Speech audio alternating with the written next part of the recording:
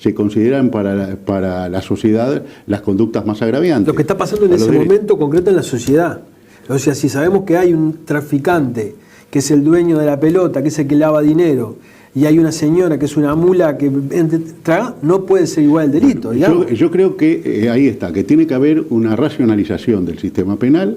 Creo que en muchas cosas es irracional, pero fundamentalmente porque está continuamente siendo toqueteado. Es decir, yo siempre recuerdo la ley que empieza todo esto, que es la 16.707, la Ley de Seguridad Ciudadana del año 97, albores acuerdo político a partir del segundo gobierno del doctor Sanguinetti, y es una ley la que crea el delito de copamiento, la que aumenta una cantidad de penas, etcétera, etcétera. Y yo siempre pongo como ejemplo el siguiente. En el año 1993, yo hacía un año que estaba en la Secretaría de Letrada de la Corte y me tocó organizar la primera visita de cárceles. En esa visita de cárceles se vieron habían en todo el país 2.800 reclusos. Hoy estamos arriba de 10.000 y estamos discutiendo los mismos problemas. Entonces, y con un altísimo nivel de prisionización. Es decir, entonces, ¿cuál es el problema? ¿Dónde está, dónde está la beta para encontrar el camino necesario para satisfacer las demandas de seguridad de la gente? Y este es un tema muy importante porque ahí, entre otras cosas, juegan qué factores afectan realmente a las personas. Es decir, si a una persona le afecta más desde el punto de vista de su subjetivismo, cuando cae un narcotraficante que traficó miles de kilos de cocaína o de marihuana, no importa de qué, o cuando esa persona está viendo la boca que impunemente está trabajando frente a su casa todos los días y que cuenta con algún tipo de protección algunas veces, ¿verdad? De la misma forma, a una persona le afecta mucho más el hecho de que lo rapinien tironeándole, por ejemplo, a una mujer una cartera que tuviera 200 pesos, que otro tipo de delito. Entonces, acá lo que hay es decir, en definitiva, ¿para qué existe el Estado? Tenemos que preguntarnos para qué existe el Estado, para qué existimos los jueces, los fiscales, las policías, etc. Existe para asegurarle a las personas el mayor índice y estándar en el disfrute de sus derechos y para que realmente los puedan disfrutar.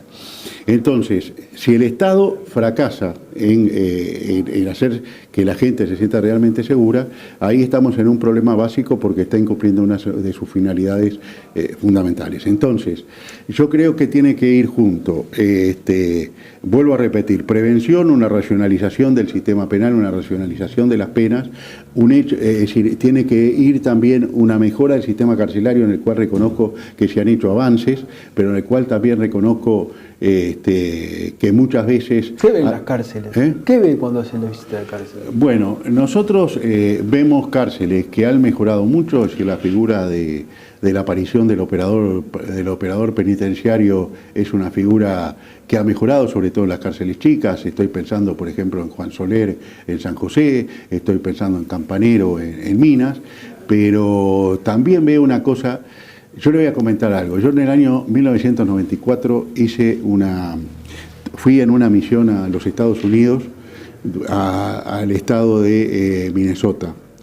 Es el sistema que he visto más perfecto de represión penal, que contempla absolutamente todas las etapas, tanto preventivas como lo que se llama medidas de justicia restaurativa, para que no todos los delitos terminen en la cárcel y para que el individuo que comete un delito termine aportando a esa sociedad.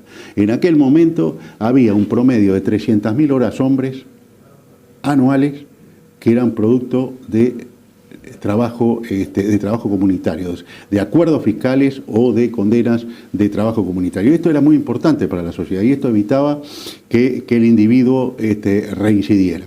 Pero en ese lugar, con toda esa perfección, siempre recuerdo que vi una cárcel con 1.200 reclusos. Estamos hablando de bastante menos que lo que tiene hoy, por ejemplo, CONCAR, y más o menos en el eje de lo que tiene Libertad, creo, en este momento. Y a mí me decían, esa gente que era especializada en materia de represión, me decía que una cárcel de más de 1.000 reclusos es ingobernable. Es decir, aún con los recursos de Estados Unidos, ¿verdad? Entonces, también hay que pensar en un sistema carcelario que por la sobredemanda que tiene, hoy tenemos mucho más de 1000 presos en Canelones, por ejemplo. Es decir, una cárcel que está totalmente, una cárcel que fue nueva en un momento, porque la cárcel estaba en la jefatura, y recuerdo un expresidente de la Suprema Corte de Justicia que dijo que esa cárcel era una mazmorra medieval. Se sacó a las afueras de Canelones esa cárcel, y esa cárcel hoy tiene muy serios problemas de funcionamiento, porque está totalmente sobredimensionada. Entonces, vuelvo a repetir, digo, tal vez en algún momento, y eso sería lo ideal, se pensara en una real política de Estado de seguridad, y no para esperar resultados inmediatos, porque ese es un tema. En seguridad no hay que esperar resultados inmediatos. En el mes a mes, tal vez en el periodo. Una cosa que usted decía de los presos. Fíjese que la policía es criticada por ineficiente. Sí. Y las cárceles están repletas de presos. No quiero saber lo que sería si la policía fuera eficiente, ¿no? Exacto.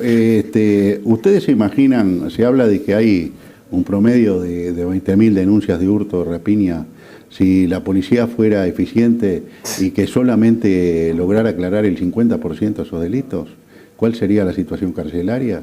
Porque ahí hay otra cosa, un sistema que es absolutamente rígido, porque nosotros tenemos el tema de los delitos inescarcelables, que son los que tienen un mínimo de más de 2 años de penitenciaría. En ese sistema tenemos una absoluta rigidez, en la cual por encima de eso no podemos dejar de aplicar preventiva y no podemos dejar de aplicar sanción de reclusión. Entonces, ¿y cuáles son los delitos que más se cometen? Bueno, la rapiña. Y con los hurtos lo que está pasando, mire, tengo muy frescos porque acabo de ver los datos de adolescentes del 15 de Montevideo Interior. En Montevideo el delito que predomina es en un 44% la rapiña. Esa es, de los adolescentes, el delito que más cometen es la rapiña. En el interior el 60% es hurto.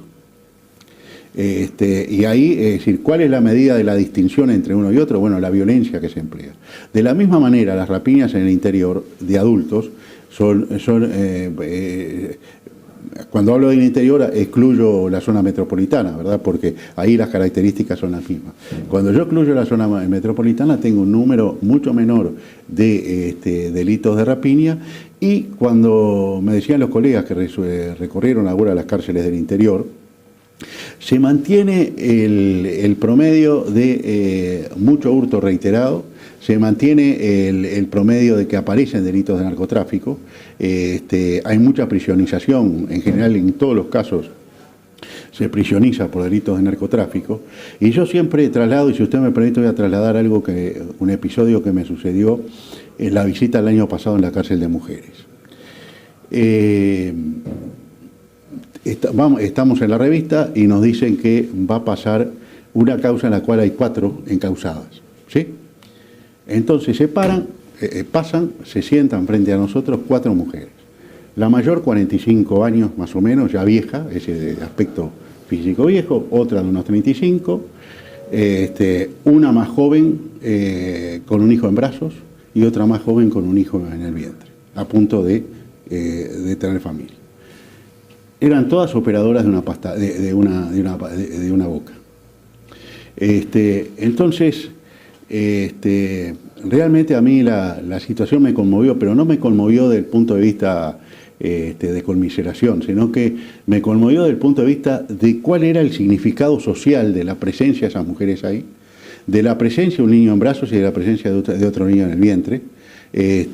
Entonces, ¿cuál es el futuro que ese grupo familiar, porque era un grupo familiar, le estaba dando a esos niños que estaban allí, ¿verdad?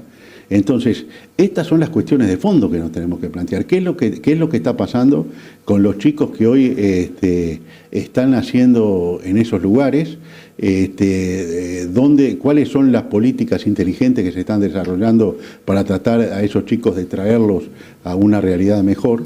Y por eso vuelvo al tema de la propuesta del comandante del ejército, ¿verdad? ¿Qué porcentaje de los presos son originarios de barrios pobres? Yo no tengo las últimas cifras, pero es un altísimo porcentaje, y un altísimo porcentaje de gente con un nivel cultural mínimo, ¿no? Muy mínimo. Le digo, en el caso de los adolescentes, sí, lo más que pueden escribir es en letra imprenta Roberto, Juan, Pérez o Martínez. Lo más que pueden escribir. Tremendo, ¿no? Tremendo. Doctor, Cuando los periodistas, Panama Papers, Sí. cuando los periodistas nos preguntan sobre nuestras fuentes, nosotros nos amparamos en el secreto profesional. Los bancos, cuando alguien va a pedir la información, se amparan en el secreto bancario, salvo que vaya con una orden del juez. Los médicos se amparan en el secreto de la relación médico-paciente. Ahora la DGI está yendo a los estudios de abogados a pedir la información de sus clientes.